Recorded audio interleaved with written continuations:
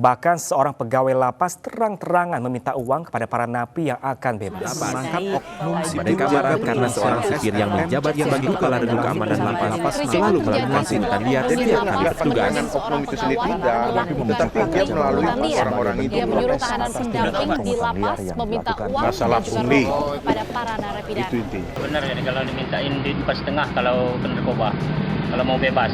Terus Ya, kalau kriminal 350. diminta juga bang? Iya, Diminta berapa tadi? 4,5. Yang minta itu siapa itu?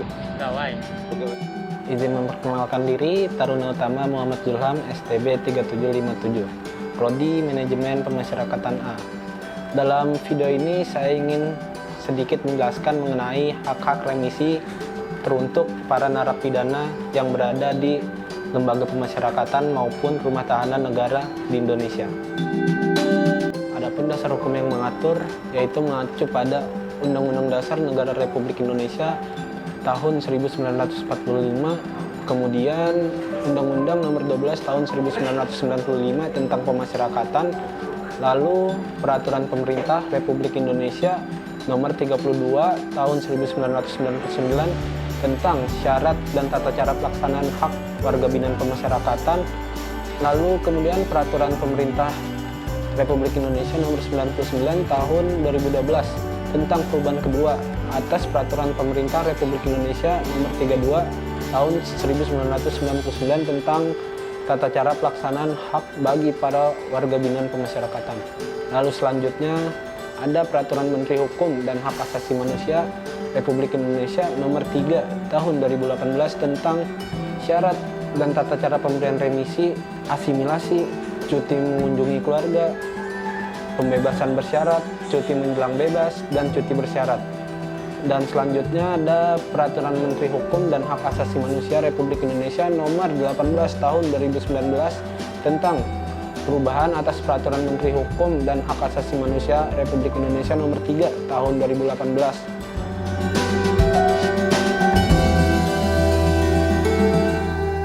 Publik yang disediakan oleh lapas maupun rutan di Indonesia merupakan pelayanan yang lebih mengedepankan tujuan individu yang membutuhkan pelayanan, sehingga terkadang pelayanan tersebut menimbulkan beberapa konflik. Banyak berita yang mengabarkan maupun memberitakan bahwasanya layanan tersebut merupakan layanan yang berbayar. Masyarakat menilai bahwa narapidana yang menyebutkan pemberian hak-hak tahanan dan narapidana tersebut terdapat penyimpangan dalam kepengurusannya.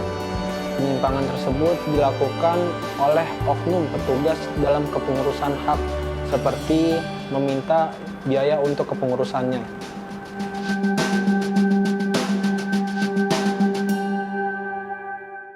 Menurut saya, kasus pungutan liar merupakan penyakit atau wabah yang merajalela di Indonesia.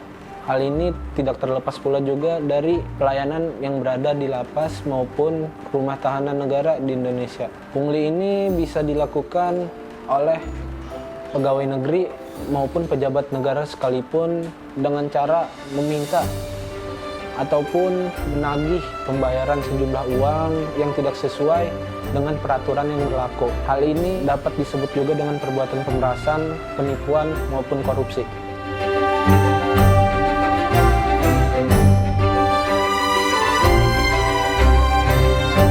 Dalam lingkup pemasyarakatan terdapat beberapa jenis layanan publik yang ditunjukkan untuk kepada narapidana maupun para warga binaan pemasyarakatan.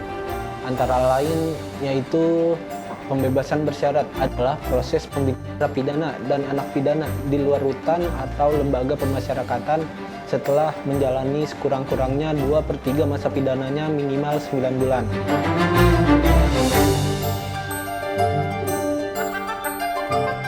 Lalu kemudian terdapat cuti bersyarat. Cuti bersyarat ini adalah proses pembinaan di luar rutan atau lembaga pemasyarakatan bagi narapidana yang dipidana paling lama 1 tahun 3 bulan sekurang-kurangnya telah menjalani 2/3 masa pidana. Lalu cuti menjelang bebas. Cuti menjelang bebas atau CMB adalah proses pembinaan di luar rutan atau lembaga pemasyarakatan bagi narapidana yang menjalani masa pidana atau sisa masa pidana yang pendek. Lalu selanjutnya, cuti mengunjungi keluarga. CMK merupakan pembinaan untuk memberikan kesempatan kepada narapidana dan anak didik pemasyarakatan untuk berasimilasi dengan keluarga dan masyarakat. Lalu yang terakhir terdapat asimilasi. Asimilasi ini adalah proses pembinaan narapidana yang dilaksanakan dengan membaurkan narapidana dalam kehidupan masyarakat.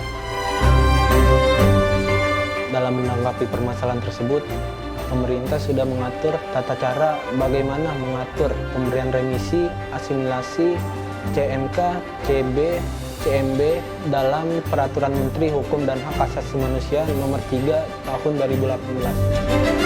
Alur pengusulan CB, PB, CMK, CB yang diatur dalam Peraturan Menteri Hukum Hak Asasi Manusia Nomor 3 Tahun 2018 yang menyebutkan pertama yaitu pendataan bagi narapidana, lalu melengkapi data dan dokumen, lalu selanjutnya petugas membuat daftar usulan sidang TPP. Ketika sudah membuat daftar usulan sidang TPP, tinggal pelaksanaan sidang TPP dan kemudian kontrol dan verifikasi sidang. Setelah verifikasi sidang tersebut, melakukan upload surat pengantar. Lalu kemudian petugas mengirimnya dan menerima data serta dokumen. Yang terakhir kemudian cetak SK. Melalui SOP tersebut bisa dimaknai bahwa rangkaian pelayanan yang terdapat di dalam lapas maupun rutan merupakan layanan bebas biaya. Kemudian pemasyarakatan juga mengantisipasi hal tersebut jika menemukan indikasi pungli, pemasyarakatan menerima laporan dalam bentuk lapor, yaitu layanan aspirasi dan pengaduan online rakyat.